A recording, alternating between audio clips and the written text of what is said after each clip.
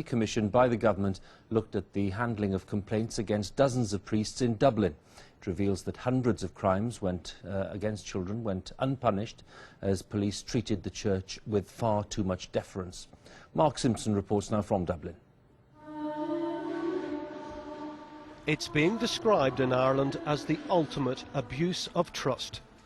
Not only did dozens of Irish priests attack children in their parish, the Catholic Church covered it up. Today's report concludes that the reputation of the Church was put above the welfare of the children. As Archbishop of Dublin and as Dermot Martin, a person,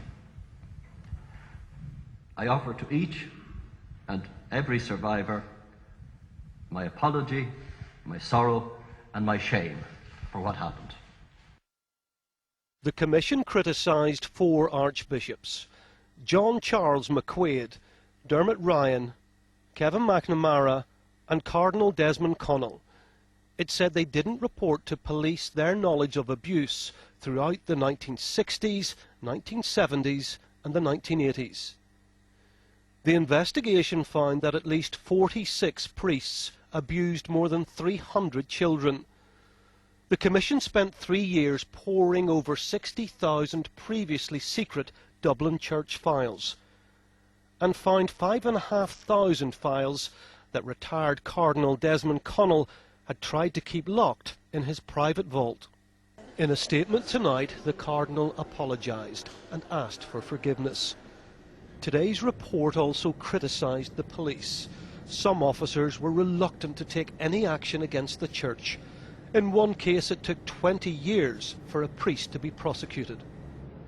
As a parent, as somebody in this community, indeed as somebody who was brought up in the Catholic tradition, I was absolutely abhorred by what I read, and it is really an awful indictment of people in the Church and people who allowed it in the Church to happen.